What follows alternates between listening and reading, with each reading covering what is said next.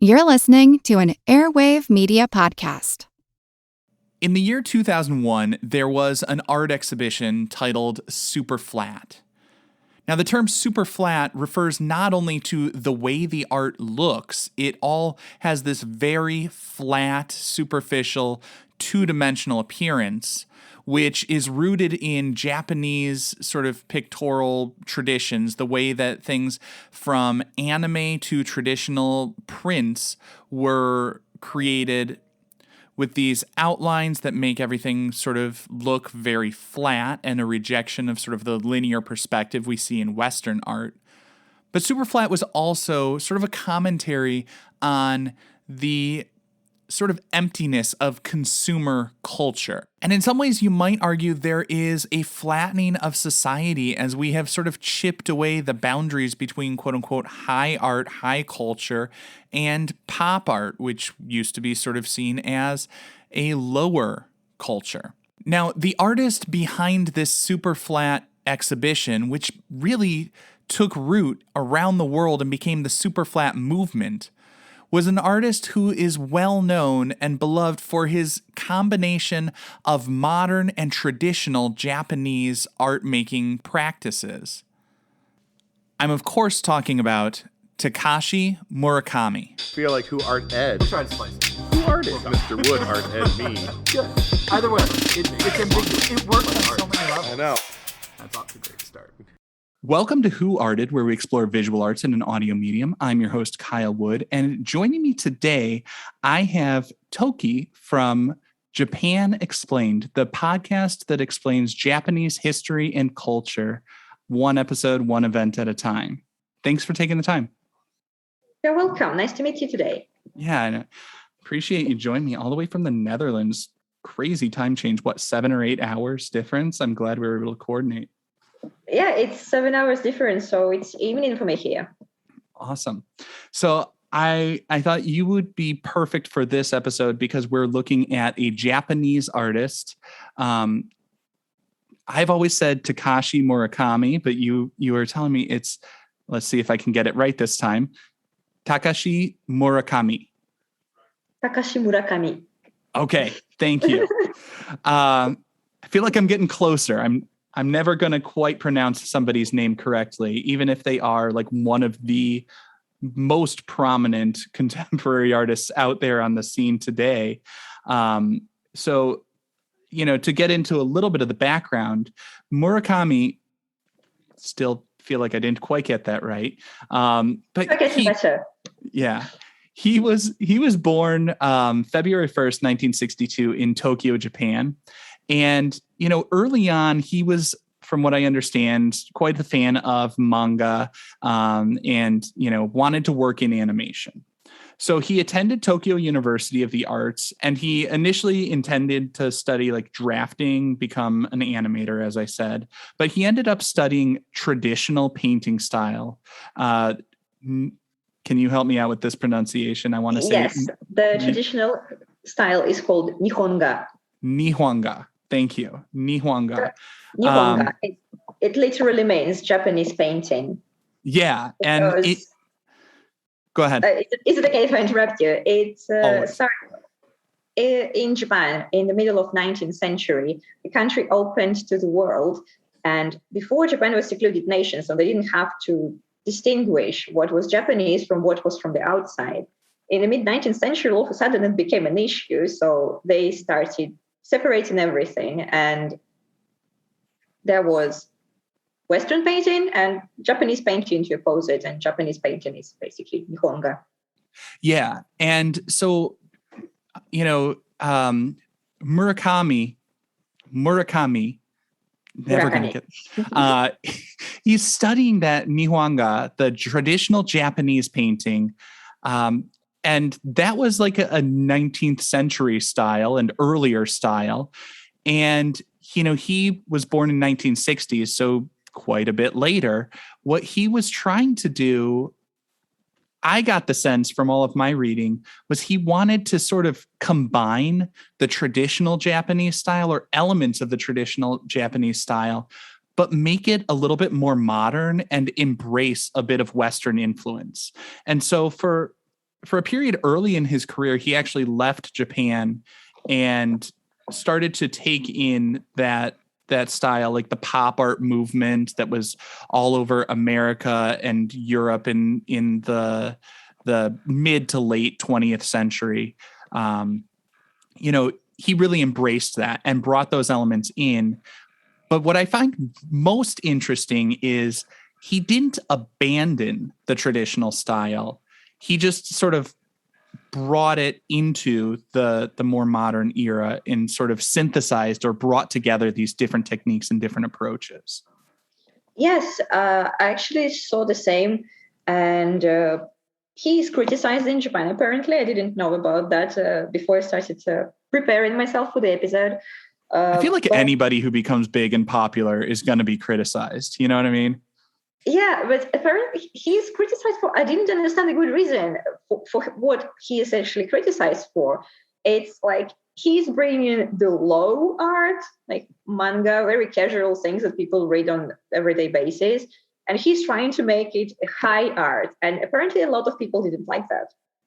Yeah, his big thing is what he refers to as super flat. It's this flattening of culture and essentially breaking down the divisions between the quote unquote high and low art.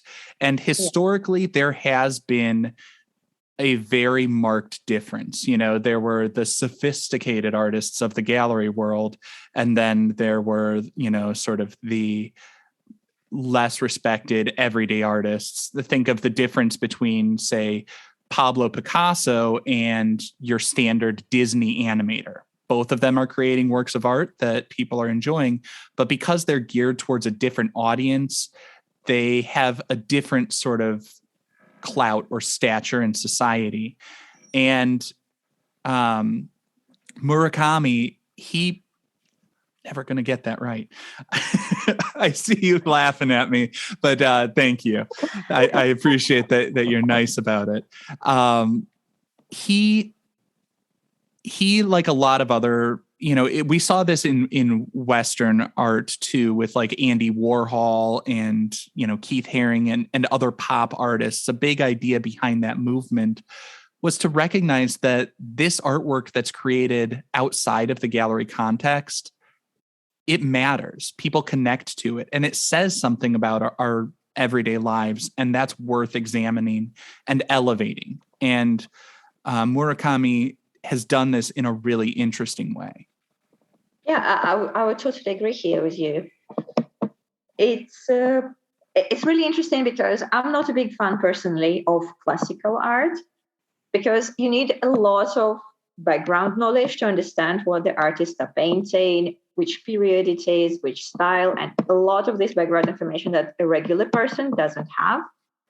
When with pop art, modern art, it's more kind of, you don't have to have this background knowledge because it's already in you.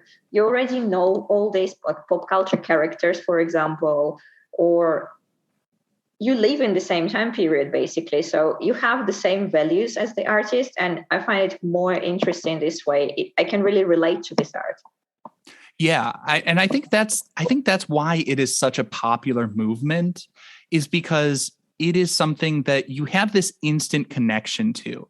And one of the things I always find about pop art and the pop art movement, and we're talking about popular culture, I always try to explain to my students, like, it's not popular necessarily in the sense that everybody likes it, but everybody is familiar with it and has a connection to it. Like Andy Warhol with the soup cans. It's not that everybody just loves soup. It's that everybody's got it in their pantry or in their cabinets. Everybody has some experiences, for better or worse. You have that entry point, as you said, without having to do that study, without having to do that background, like contextual information, which now that I'm thinking about it and saying out loud, I feel a little bit conflicted, because that's kind of the premise of this entire podcast series, is giving people that background and contextual information. So the embrace of it could somewhat put me out of a job, and yet I still love it. I absolutely love it, because it's like, it's democratic principles applied to the art world. in a lot of ways. Yes. Yeah. I have nothing to add to that. Yeah. And so I guess, now would be a good time to shift towards like a specific work of art. And I wanted to talk about his Mr. Dobbs character, that figure, because that is one of the characters that he is really best known for. Mr. Dobbs is a recurring motif in numerous paintings and sculptures and other works of art. That's another thing, he embraces all different media. Like, he's not just a painter, even though he studied traditional painting. He works collaboratively, commissions things. He has his designs on all sorts of things that are mass produced and accessible to everyone, as well as the fine art that goes in the galleries and the museums and things like that, which, again, it's sort of similar to Keith Haring with his pop shop, making the art available to everybody at a price everybody can afford for at least some things. I think that's kind of a cool thing for someone who can command, hundreds of thousands, if not millions of dollars for his works of art. He also makes things that are like $10 for other people. And again, Wow. that really goes cool. into that super flat thing, you may not be able to afford one of his oil paintings, but everybody can get stickers and things like that with his work. And so Mr. Dobbs is one of the characters that's come up a lot. And Mr. Dobbs, I'm going to ask for your help on the Japanese phrase dobojite. Dobojite? Dobojite. I actually had to look into that because it's not standard Japanese. Okay. Apparently, it was a manga long time ago. Well, again, inspiration by manga. And there was one character who was doing the finger gesture and saying dobojite, dobojite. Apparently, it was a popular gag at the time. It's not used anymore. Okay. Yeah. And so it was like, but again, it's drawing this reference from the manga, from the lower sort of the vernacular, the everyday artwork. And from what I've read, it was almost like a slang term that kind of meant why, right? Yeah, it's a slang term, and actually it's already a dead slang term. It's dead slang, yeah. But it's really funny. Which is just like me, I guess, dating myself with like, all of my slang terms are out of date too. I use words like rad all the time. But the Mr. Dobbs character, which I guess it makes sense that it's an older slang term because it first appeared in like 1996. So now we're talking like 25 years ago. And, it first appeared in one of his paintings in 1996, as I said, and it's been a recurring motif and recurring figure throughout a lot of his work. I always like to try to give guests a little bit of choice here. Would you rather talk about this painting 727, which was the first appearance of Mr. Dobbs, or the untitled piece from 2019, which I feel like shows a little bit of like an interesting evolution on the character? I actually like the evolution between them because 727 looks kind of like one of the inspirational characters for Mr. Dog meeting Mickey Mouse, while the untitled painting from 2019, it evolves and it more reflects what's popular more now. It looks kind of like, what is this cartoon with with little girls like looking kind of half robots. There's a little bit of almost like Powerpuff kind of. Yes, the Powerpuffs. It looks like Powerpuffs, and it also reminds coloring books so much. While in the first one, you obviously see the background in Japanese painting. Yeah, the 727, that initial painting, we see the cartoonish figure of Mr. Dobbs that has that flat painting style where like the colors are like more or less uniform. There's not a lot of like shading happening there. But then in the background, we see these sort of washes of colors, the layers and the depth that is a little bit more traditional. And like the wave movement across there kind of reminds me of like Hokusai's Great Wave or those Exactly. older prints, which kind of is an interesting combination of those things. It feels like it's literally inserting 20th century techniques into a 19th century work. And then in his Untitled piece from 2019, I feel like he's pushed things in such a great way because, first of all, it's a canvas that's mounted on wood and it's a shaped canvas. So the canvas is in the silhouette of that Mr. Dobbs head, which also coincidentally is kind of the silhouette of Mickey Mouse's head. But then inside of that silhouette, we see a repetition of the Mr. Dobbs figure with different expressions and different color schemes. And so it's like, it's this range of emotions. I think of it almost like a psychological portrait where it's like, I can see like the different aspects of personality kind of trying to come through and fight for dominance. One face looks scared, then the other one looks surprised, and there is like grinding, angry, or something like that face at the bottom. It's really interesting. Yeah, and I think it's also really interesting because as you talked about, like one seems scared and one seems angry.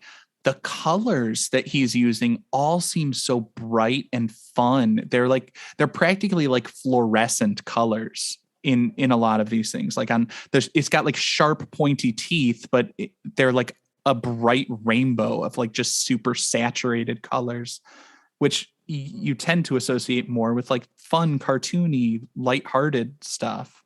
And so again, there's almost this like push-pull dynamic where you see these contradictions that almost shouldn't work. He's using strategies that sort of undercut one element or another, and yet it does work. And for me, as like, the art nerd, I always find it really fascinating when somebody does something that seems like it's against the theories. It flies in the face of what I would traditionally expect. I always found it weird, but I kind of see it now from an artist, and somehow it rings the bell, but I like it. Yeah, and there is this sort of like, there is a little bit of discomfort sometimes when you see that jarring contradiction, because it's not meeting expectations. And, for me, that's exciting. That's something to investigate. But I totally understand where you could see that also as a little bit jarring and uncomfortable and unsettling, because there's something so satisfying about something that's just neatly executed and rendered and meeting expectations, like that can be very soothing and comfortable when, Mickey Mouse looks like Mickey Mouse and doesn't have the sharp pointy teeth or some, Yes. So I guess I was actually sorry. No, go ahead. I was actually wondering, because it gives so much different ways of color this painting.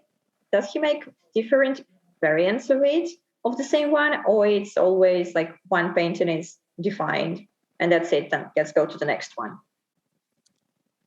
So like with his body of work, he's not doing series the way that like Andy Warhol would do a repetition of the same subject, but changing the colors. And he's doing more stuff like he's doing more traditional painting methods that are a little bit more unique, but he does variations on the same themes. So he wouldn't have like a screen print stencil that has this Mr. Dobbs character and do a series of them that are identical except for changing that one element of the color. But he has made numerous versions of Mr. Dobbs. You know what I'm saying? So yes. there is that series and that repetition, but it's more like artisanal, handcrafted, and much more unique variations on them than we might see from some other pop artists. Okay. Thank you very much. Yeah. And so I guess unless you have anything else, should we turn to the third segment and wrap it up?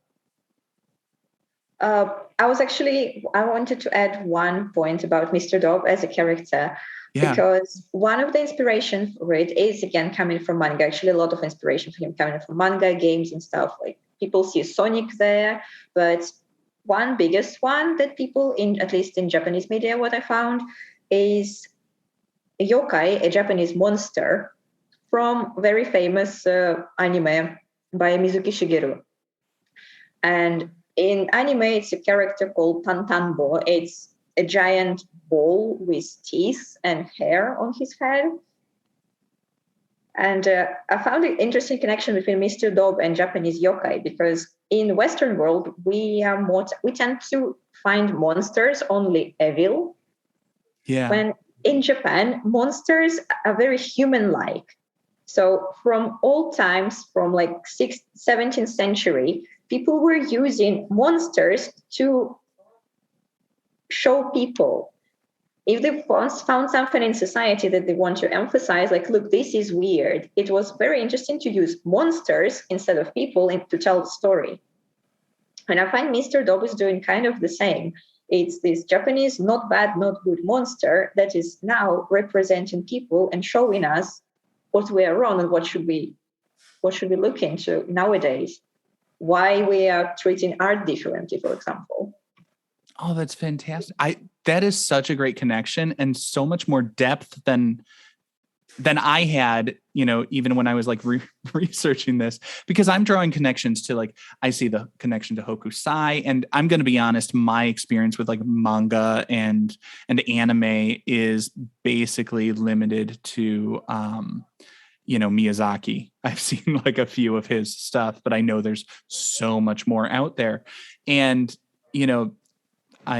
this is one of those moments where I'm just so glad and want to just shamelessly shill for your podcast, Japan Explained, because you're bringing in that depth of knowledge with the connections to these maybe at least lesser known to me other characters and the philosophy behind them. Because that's the thing I find most interesting is what you said there about how the Japanese conception of the monster is very different from the way I've pictured monsters. Like I've always pictured monsters as they are all something to be feared. It's what's, lurking in the shadows. Whereas this is more like monsters are like people. There's a range of them. They all have different personalities and different motivations and will behave differently, which I find probably a nicer way of conceptualizing, imaginary figures. So I think that's a really cool connection to end on. I'm wrapping it up. I want just a 3-point rating scale. And where should this hang? The Louvre? Is this something to look at? The lab? Is this something to learn from? Or the Louvre? British for the bathroom. Yeah. There's a Louvre joke in there somewhere. Oh, that's terrible. Oh, I wanted to say it's for the Louvre, but actually for different reasons. Okay, go for it. I don't think it's a waste. I think it's actually very interesting work because it makes you think. But it's not for the Louvre. It's not something you want to see on your trip to the museum next to Mona Lisa. Yeah. At the same time, it's not for the lab because I don't see something that I can learn scientifically there, like as art historian. I don't know. I'm pretty sure art historians would disagree with me, but I don't think like I can learn much from it as from the art piece. But what I can learn from it is I can learn from it as a human. It makes me think about a lot of different things as a human, and normal humans, they have a lot of free time in the Louvre. Love that. I was actually very similar rationale, but I would put it in the lab just because whether it's a scientific breakthrough or not, I just feel like, what I'm getting at there is it's one for us to learn from. And what separates that from a museum piece to me is the museum piece, I feel like, is something that is going to be timeless. That's, is going to last for a long time. And this to me feels like it says something about the time and the culture in which it's created. And I feel like there's an interesting synthesis. There's a cross cultural connections to be made to it. and I think he's done something really cool in bringing Japanese artistic traditions into the more modern era. And so now maybe I'm talking myself into it being a museum piece. Yeah, I always find the more thought I give to a work of art, the more I find that I appreciate about it. So, yeah, I guess very much like his body of work, it cuts across all different categories and has a little something there for everyone and everything. So, yeah, I'm gonna punt on this one and just say it defies categorization for me, because I can make an argument for every one of them, and I feel like I just did on some level. And I think Murakami is with you on that, because you said yourself he has really expensive pieces, and he has sculpture, he has paintings with oil paintings, but at the same time he has stickers. So you can put a sculpture in the Louvre, painting in the lab, and a sticker in the Louvre. Yeah, exactly. So thank you very much. I've really enjoyed taking time to talk with you and learn from you.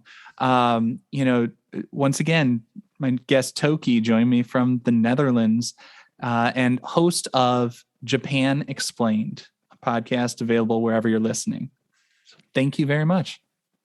Thank you very much for having me. It was really interesting to learn about a Japanese artist I've never heard about before. I'm always glad I can help someone learn something new. So thank you. Thank you very much. This concludes this week's episode of Who Arted. If you found this tolerable, please like and subscribe on Apple Podcasts, Spotify, or wherever you're listening. You can find images of the work being discussed this week and every week in the show notes, on Twitter @WoodArtEd, and on the website whoartedpodcast.com. Podcast done.